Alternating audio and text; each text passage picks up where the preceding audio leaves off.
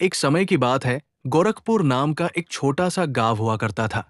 उसी गांव में रायस्टार नाम का एक गरीब व्यक्ति रहा करता था। रायस्टार का एक छोटा सा परिवार था, जिसमें उसकी एक छोटी सी बच्ची और उसकी उर्मिला नाम की पत्नी थी। रायस्टार अपना घर चलाने के लिए दिन भर खेतों में मजदूरी करता था और शाम को लौटकर घर आता था। वो एक दिन में इतने ही पैसे कमा पाता था जितने पैसों में रायस्टार और उसका परिवार एक दिन का खाना खा सके। एक दिन की बात है, रायस्टार अपने मालिक के खेत में मजदूरी कर रहा था। तभी अचानक से चक्कर खाकर खेत में गिर जाता है। उसी समय रायस्टार का मालिक आ जाता है और रायस्टार को खेत में सोते हुए देख रायस्टार का मालिक बहुत गुस्सा होता है और रायस्टार का मालिक बोलता है कि तुम काम करने आते हो या फिर सोने। रायस्टार बोलता है कि मलिक में चक्कर खाकर गिर गया था, मुझे माफ कर दो।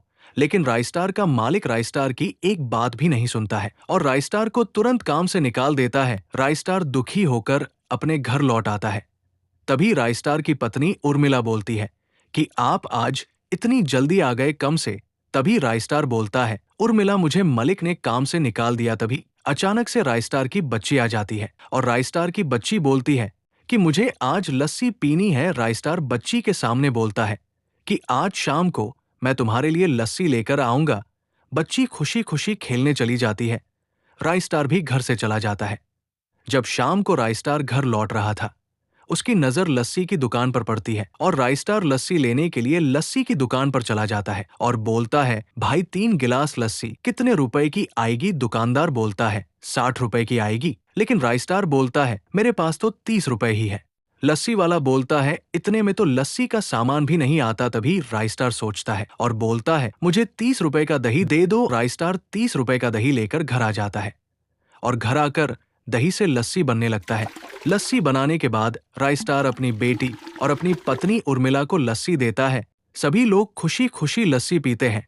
तभी रायस्टार की बच्ची और रायस्टार की पत्नी उर्मिला लस्सी की बहुत ही तारीफ करती है। तभी अचानक से उर्मिला बोलती है, आपकी लस्सी का कोई जवाब नहीं, इतनी अच्छी लस्सी बनाई है, क्यों ना हम लस्सी का ठेला खोलें। लेकिन रायस्टार बोलता है, मेरे पास जितने पैसे थे मैं ये दही ले आया, लस्सी का ठेला खोलने के लिए मेरे पास पैसे नहीं है। तभी उर्मिला बोलती है, आपका दोस्त कालू किराने वाले से उधार ले लो।